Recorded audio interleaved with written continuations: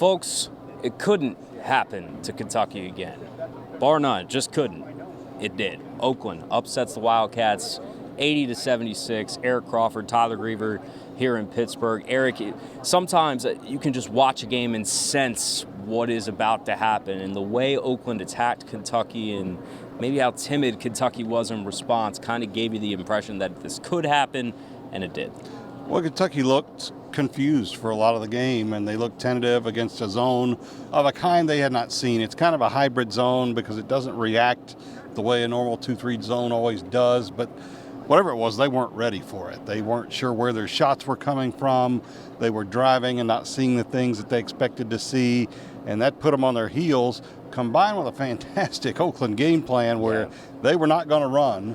They were going to keep being deliberate, and then, Jack Golke, just a lights out, no conscience, firing three-pointers, looking for them, jumping sideways, whichever way you could shoot them. It was a fantastic, historic NCAA tournament performance, and, you could put Oakland there with whoever you want, with St. Peter's and Gardner-Webb and any painful upset, Middle Tennessee way back in the day that you want to put with it as a Kentucky fan. But I think this one is worse for John Calipari, worse for the program and where it is right now.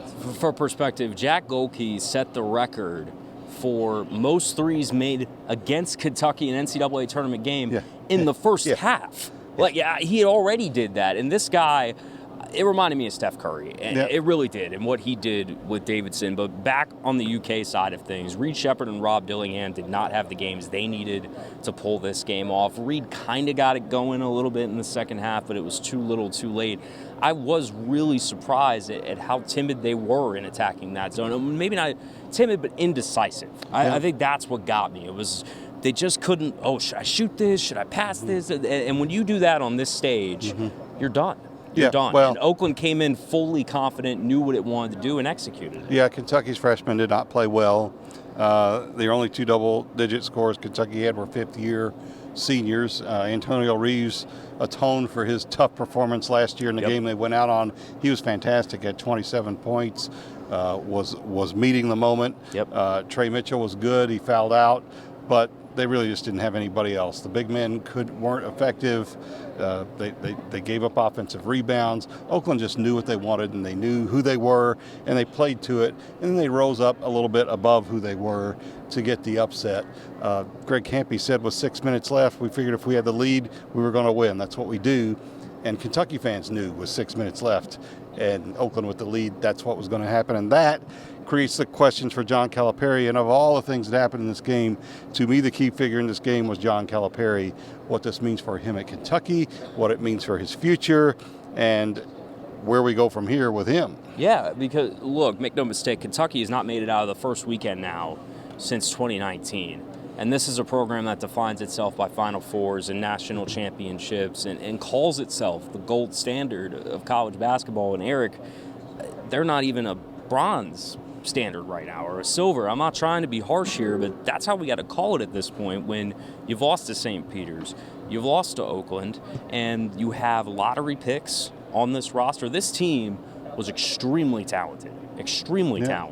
And the fact that they couldn't even get past the first game to me is, I can't say shocking because we watched them play this year and you saw how up and down it could be, how Jekyll and Hyde. But I at least thought even if they played a bad game here, they would still be able to win because they had that much talent on this roster. Yeah, they did. And, the problem is Calipari's always been able to pivot from losses like this and sell the great recruiting class that he had coming in. But right now, Kentucky fans are looking at the talent on this team. If you can't win with this, how are you going to win with the talent next year? And I thought Jay Wright made a great point in the post-game coverage on CBS. He said, look, gathering up all these young players and trying to win with them against older, more mature players, that's over. You're not going to be able to do that. And that could be a problem for Calipari. And my thing is this. It's not just that you're losing the tournament. That's one thing. Right. You're losing in opening round games to Oakland and St. Peter's and teams with nowhere near your talent. That can't keep happening. No. And if I'm John Calipari, I'm looking back at Kentucky basketball history and looking back at Tubby Smith. Tubby Smith made a decision that I'm not winning enough to satisfy the fans. If I leave now, they're going to remember me fondly. If I stay too long, they might not. I don't expect John Calipari is going to leave. He's got a lifetime contract. Yeah, They're not going to fire him, $33 million or something. So I do think at some point, if he can get another good season, that might be it. He might want to go out on that note and just wrap it up there. But right now, I said it's a good thing he's in his hometown. Maybe he could find some family to bunk with until the heat's off in Lexington a little bit. Yeah. But it might not be off for a while. No, and I can't blame Kentucky fans for that. I know at times we have fun talking about the fervor of the fan base and how crazy it can get. But, Rob Dillingham in the locker room afterwards, I actually thought was very good at taking accountability. And keep in mind, a freshman who's only played for the program for 1 year, sitting there and saying, look, we have to own this, that we did not deliver, and that the fans were invested in this and we could not deliver for them. And that speaks a lot to what the UK program is and what the expectations are, and these kids know that. But bottom line, it just can't be like this for Kentucky. It can't. It's tough. And just people are tired of hearing about, and it's great that all of these players are getting drafted. Sure, it's great that they've signed billions of dollars worth of contracts with a B. Yeah, we heard that this week. You had almost 10,000 Kentucky fans, make a sacrificial spending to come up here to do this, and they're not making billions of dollars. Yeah. And so it's a serious thing. I've said, the state of Kentucky, March Madness is a statewide holiday. They roll the TVs into the classrooms if it's a day game. It's a great thing, but it's not the same when the teams are not they don't have to be winning a championship. They don't have to go to every Final Four, but they need to be giving people hope. And Louisville hasn't had hope for a while. Now Kentucky is down on hope, and they're not going to stay with that very long. It feels like there's just not a lot, as you said earlier, there's not a sell from this. There's not much to build off of moving forward to convince people how many more tweaks you got, how many more whatever. And that's what has to, I think, trouble John Calipari right now and his coaching staff, and really even Mitch Barnhart for, as you said, it's not so simple as just to move on. That's a boatload of money to try and move on from.